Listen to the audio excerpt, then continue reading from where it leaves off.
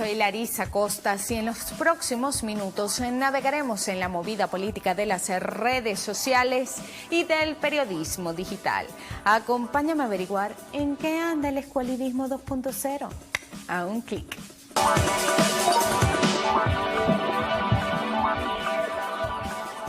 Desde los griegos hasta nuestros días, la sociedad ha debatido el papel político y social del teatro y sus distintos géneros, o más que el teatro, de la ficción, ya sea en teatro, en cine, en televisión. Lo que sí no debería dejar espacio a la duda es la responsabilidad del periodista, y voy más allá, del comunicador con la sociedad, de quien se espera que cumpla con el servicio de transmitir información veraz y oportuna a todos y a todas. La sociedad capitalista ha enajenado los roles de la sociedad, todo lo diluye con una de sus industrias fundamentales, la del entretenimiento. Abogados, políticos, dramas sociales son trivializados y ridiculizados en nombre de la recreación. No salen como uno planea. Él le llegó con un tubo y me dio. Él me maltrata mucho. Y me amenazó que me iba a matar. Que vaya preso ahorita en la prefectura.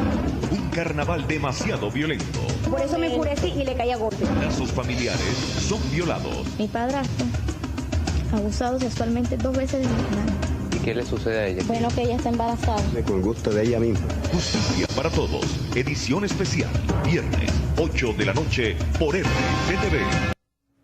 Eso fue parte de la estrategia de posicionamiento de Primero Justicia, un programa de televisión en el que Julio Borges se presentaba como un juez de paz que resolvía los problemas entre un demandante y un demandado, ambos provenientes en su mayoría de los sectores más desprotegidos de la sociedad de la Cuarta República. El hoy diputado estaba por encima de ellos, en un nivel superior, y por ende tenía la última palabra. El programa fue criticado por los niveles de violencia mostrados en horario vespertino, y esto no lo digo yo, esto lo reconoce Julio Borges en su blog. Por este programa se solicitó la apertura de un antejuicio de mérito en el año 2002, cuando ya era diputado. ¿La razón?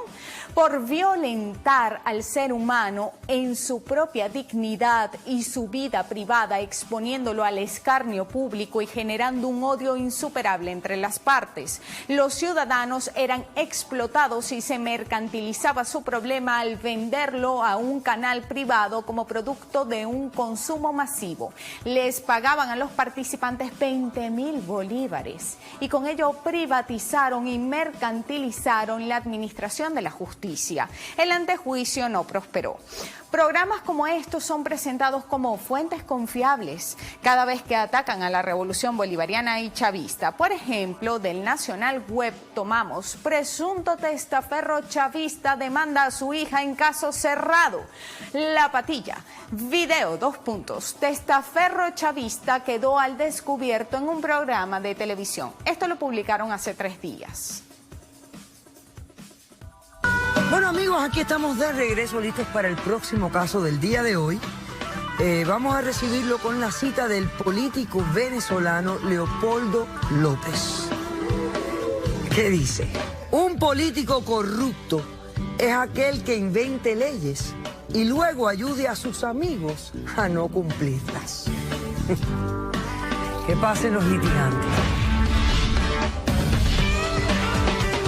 Buenas tardes y bienvenidos. Buenas tardes, doctora.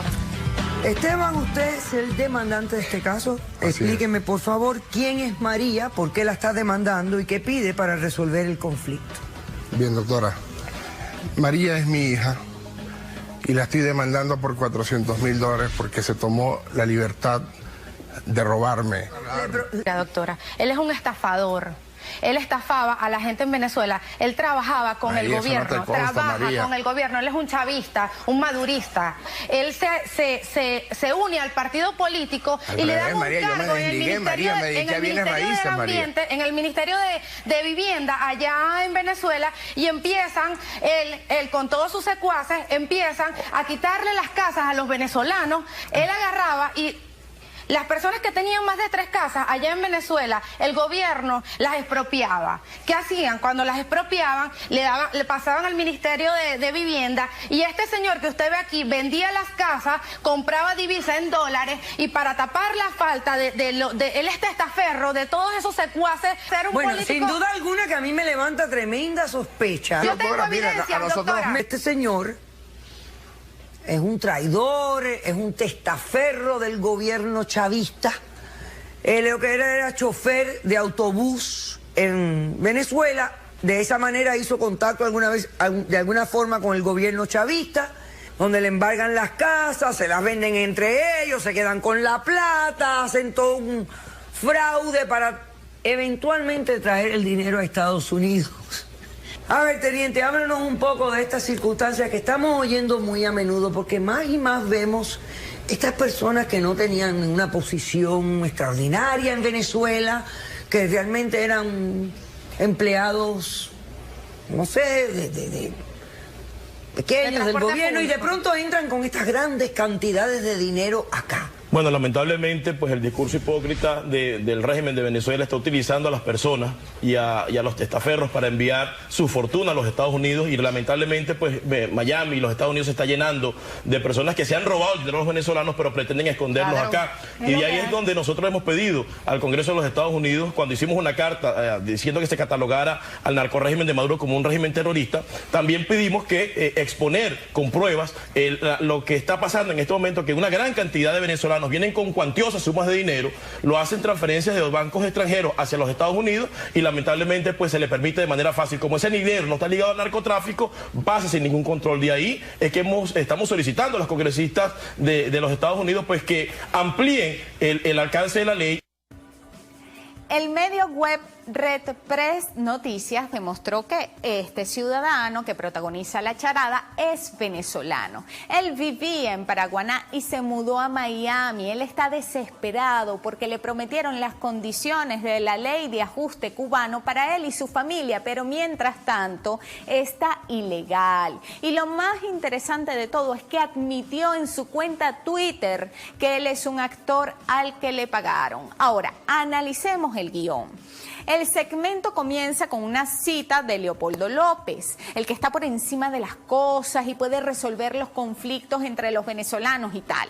Vemos una criminalización del chavismo. El que es chavista es de antemano descalificado basándose en varias premisas falsas. En este caso, que el chavismo te quita las propiedades. Dicen, de manejar un autobús a ser un político. Él lo que es un chofer de autobús, que es lo mismo a descalificar al presidente Maduro.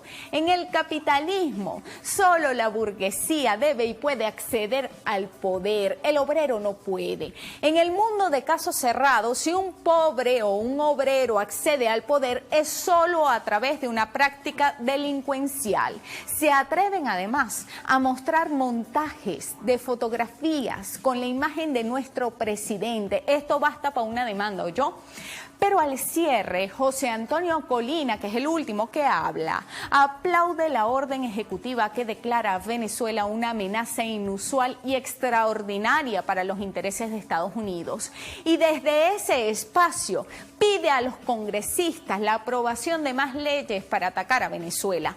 Una pantomima, una charada, un sketch que sirve para validar a través de los medios una agresión contra nuestro país y dirigirla hacia una intervención extranjera con premeditación y alevosía. Ven ustedes el peligro desde el punto de vista de la construcción del discurso político. Ahora, ¿quién es ese payaso José Antonio Colina?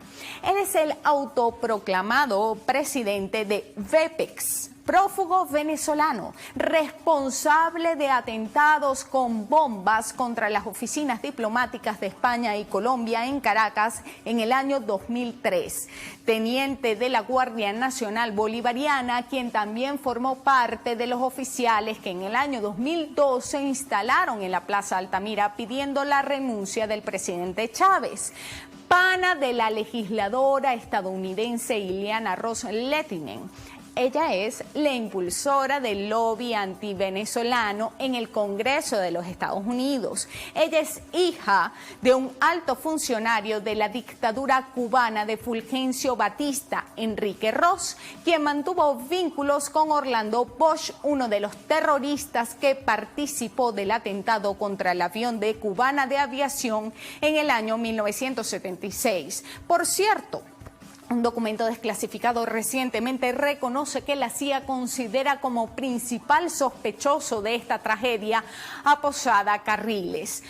Ella, Iliana Ros-Lehtinen, es auspiciante de la ley contra el ALBA, que criminaliza a todo aquel que se vincule con esta iniciativa de integración latinoamericana.